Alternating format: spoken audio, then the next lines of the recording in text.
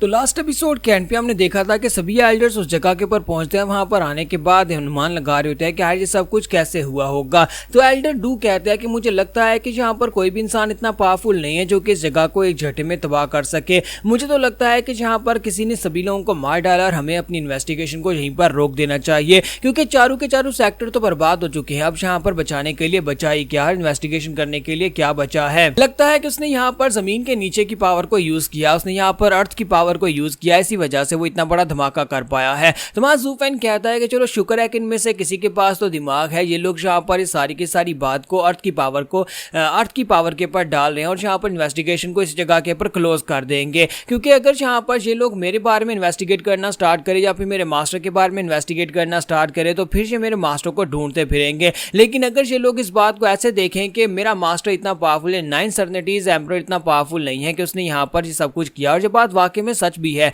क्योंकि कोई इंसान इतना पावरफुल हो ही नहीं सकता। मोर्टल डोमेन में कोई भी इंसान इतना पावरफुल नहीं है, जहां तक इनविंसिबल स्वर्ड भी इतना पावरफुल नहीं है कि वो एक झटके में पूरे सेक्टर को तबाह कर सके। ये तो एक सैक्रेड बीस्ट की पावर थी। सैक्रेड बीस्ट जो कि मोर्टल डोमेन से नहीं है, उसकी पावर थी। इसी वजह से मैं सेक्टर को बर्बाद कर पाया हूं। जिलिन वहां पर आता है और उनसे कहता है कि एल्डर्स, मुझे लगता है कि हो सकता है कि 9 सर्नेटीज ने खुद से ना किया, हो सकता है कि उसने यहाँ पर डेविल माउंटेन की पावर्स को यूज किया हो। डेविल माउंटेन की पावर्स को यूज करते हुए उसने यहाँ पर आकर इस पूरे सेक्टर को बर्बाद किया हो। आप लोग खुद यहाँ पर इस बारे में सोचकर देखें। तो शिलिन का मकसद होता है कि इन्हें यहाँ पर यह साबित किया जाए कि 9 सर्नेटीज एम्परर और उसके साथी जो हैं वो सारी बहुत ज्यादा पावरफुल हैं, और डेविल माउंटेन के ऊपर ज़ूफेन के मास्टर का अपना पूरे का पूरा एक सेक्टर है और उन लोगों ने मिलकर ये सब कुछ किया है, ताकि हम लोग अपनी इन्वेस्टिगेशन को यहीं पर रोक दें कि वो लोग हमसे ज्यादा स्ट्रॉन्गर और हम लोग उनको इन्वेस्टिगेट करेंगे तो फिर हमारे साथ दिक्कत हो जाएगी। तो हमारे शिलिन का मकसद तो ये होता है। लेकिन एल्डर्स उसकी बात सुनने के बाद, उसमें से एल्डर ओ जो होते हैं वो तो, ये एल्डर डू जो होते हैं वो तो सोच रहे होते हैं कि हो सकता है ऐसा पॉसिबल है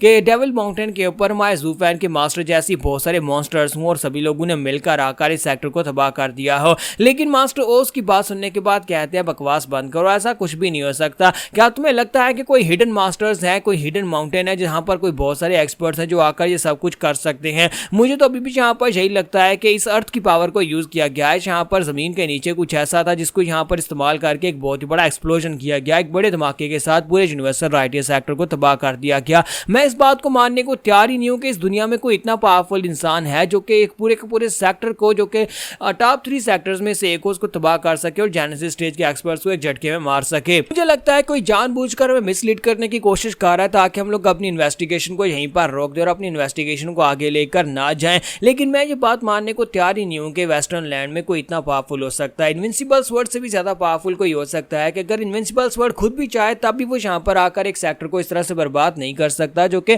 टॉप 3 सेक्टर्स में से एक है। तो फिर यहाँ पर उससे ज्यादा पावरफुल इंसान कौन हो सकता है? तो इसी के साथ ही एल्डर जो होता है वो उनसे कहता है कि इसलिए मुझे लगता है कि तुम लोगों को यहाँ पर इस तरह की बातें नहीं करनी चाहिए। मुझे लगता है कि वो जो कोई भी है वो अपने आप को छुपाने की कोशिश कर रहा है। उसने यहाँ पर 4 सेक्टर्स को बर्बाद किया, लेकिन सेक्टर्स को बर्बाद करने के बाद वो कहीं पर गायब हो जाता है। वो अपने ट्रेसेस को पीछे नहीं छोड़ता, ना ही यहाँ पर खुद सामने आना चाहता है। इसका मतलब यह है कि वो कोई बुज़दिल इंसान है जो छुपा हुआ है और नहीं चाहता कि हम लोग उसको और ज्यादा इन्वेस्टिगेट करें। तो ब्रदर जिलिन कहता है कि मुझे लगता है कि इनके दिमाग भी काफी तेज हो गए हैं, ये बुड्ढे कूसड़ कहीं के, ये ज़ूफेन तक कहीं पहुंच ना जाए। तो जिलिन उनसे कहता है लेकिन मैं तो यहाँ पर 9 सर्नेटीज ओवरलॉर्ड के बारे में बात कर रहा हूँ, हो सकता है कि उसने यहाँ पर जानबूझकर ये सब कुछ किया हो। तो मुझे लगता है कि मैं इन्वेस्टिगेशन को यहीं पर रोक देना चाहिए। ओवरलॉर्ड 9 सर्नेटीज अपने ट्रैक्स को छुपा रहा है ताकि हम लोग उसे ना ढूंढ सके, और अगर कहीं हमारा सामना उसके साथ हो जाता है तो फिर हम लोग क्या कर पाएंगे? तो इसी के साथ ही मास्टर डू चलाकर उसे कहता है कि नहीं, तुम अपनी बातें अपने पास रखो, हम लोग इसको और ज्यादा इन्वेस्टिगेट करेंगे और हम लोग उस डेविल माउंटेन को भी ढूंढ निकालेंगे और उस मास्टर को भी ढूंढ निकालेंगे।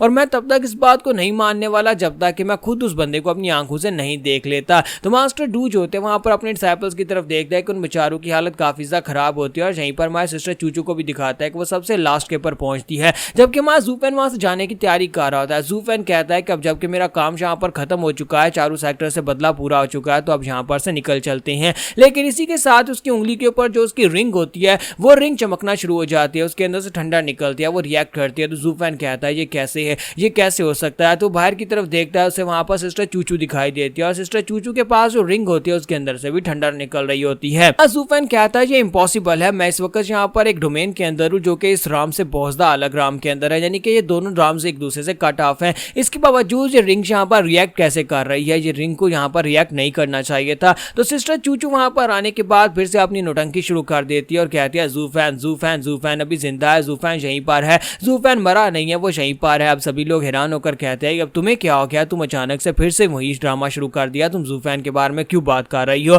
जूफैन मर चुका है, सभी लोग जानते हैं। और जिलिन कहता है कि ये तो बहुत ही बुरा है, अगर ब्रदर जूफैन यहीं पर कहीं पर छुपा हुआ है और सिस्टर चूचू ने उसको महसूस कर लिया है तो फिर तो उसके लिए काफी बड़ी दिक्कत हो जाएगी। तो जिलिन जो होता है आगे बढ़ता है और उसे कहता है कि जूनियर सिस्टर, मुझे लगता है कि तुम यहाँ पर उससे प्यार करते हो, इसी वजह से तुम यहाँ पर उसे महसूस कर रही हो, लेकिन जूफैन वाकई में मर चुका है और जूफैन मर चुका है तो मरे हुए लोग वापस तो नहीं आ सकते। तो चूचू आगे से गुस्से के साथ उसे कहती है अपनी बकवास बंद करो, मुझे पता है कि तुम मेरे हस्बैंड से नफरत करते हो, तुम उसके दुश्मन हो, लेकिन तुम तो यही चाहते हो ना कि जो मर गया है वो कभी वापस ना आए, लेकिन मैं यहाँ पर इस बात के ऊपर भरोसा नहीं करूंगी और तुम अपना मुंह बंद रखो। हमारी सिस्टर चूचू जो होती है वहीं पर से चिल्लाना शुरू कर देती है और कहती है कि जूफैन देखो तुम्हारी किंग चैंग आ गई है, जूफैन जल्दी से बाहर निकल आओ, अब जो छुपा हुआ है वो तुम्हें देखने के बाद बाहर क्यों निकल आएगा, और अगर उसे निकल नहीं होता तो पहले ही आ जाता। लेकिन खैर यहाँ पर थोड़ा सा इमोशनल ड्रामा वाला टच देना था, तो इसी के साथ ही वो चिल्ला चिल्ला कर कह रही होती है कि जूफैन जूफैन बाहर निकल आओ, जबकि हमारा जो जिलिन होता है वो सोच रहा होता है कि अगर ये मेरी भाभी नहीं होती ना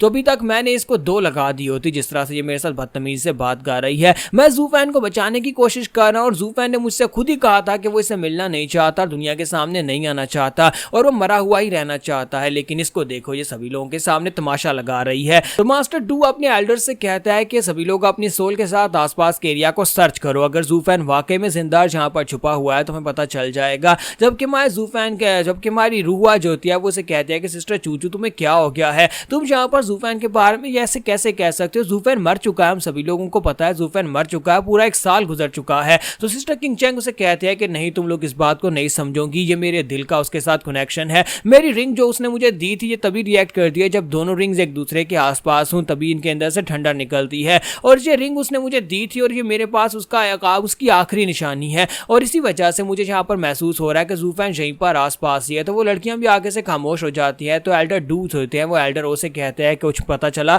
तो एल्डर ओ से कहता है कि नहीं मैंने यहाँ पर पूरे एरिया को सर्च कर लिया है। तो एल्डर डू आगे बढ़ते हैं और उसे कहता है कि लड़की मुझे लगता है कि तुम्हें यहाँ पर शांत होना पड़ेगा, तुम यहाँ पर बस ऐसी ही बात कर रही हो, हमने पूरे एरिया को स्कैन कर लिया और यहाँ पर जूफैन तो क्या यहाँ पर और कोई भी नहीं है, हमारे अलावा यहाँ पर एक जिंदा सोल नहीं बची, सभी लोग मर चुके हैं और यहाँ पर कोई भी नहीं है, तुम कैसे कह सकते हो कि जूफैन जहाँ पर है। तो चूचू कहती है कि नहीं मुझे पता है कि वो यहीं पर है, वो जिंदा है, वो इसी जगह के ऊपर है, तुम लोग उसके बारे में नहीं जानते, वो किसी स्पेशल स्किल के साथ अपने आप को छुपाए हुए है, क्योंकि मैं उसकी वाइफ हूं तो मैं बहुत ही अच्छे से जानती हूँ कि वो यहीं पर है। तो मास्टर ओ से चलाकर कहते हैं अपनी बकवास बंद करो बच्ची, तुम यहाँ पर क्या बकवास बातें किए जा रही हो, हम लोग जेनेसिस स्टेज के एक्सपर्ट्स हैं, हम लोग अपनी सोल के साथ पूरे एरिया को स्कैन कर चुके हैं, पूरे 100 मील के एरिया में जहाँ पर जूफैन तो क्या यहाँ पर एक चींटी भी नहीं है जो जिंदा बची, और तुम कह रही हो कि जूफैन जहाँ पर है, लगता है कि तुम्हें यहाँ पर अपने होश संभालने होंगे, तुम यहाँ पर बस इस तरह की बातें करती रही तो एक दिन तुम पागल हो जाओगी, क्या तुम यहाँ पर अपने इस ड्रामा को बंद करोगी। और जैसे वो इतनी बात करता है सिस्टर चूचू गुस्से के साथ घूरकर एल्डर ओ की तरफ देखती है,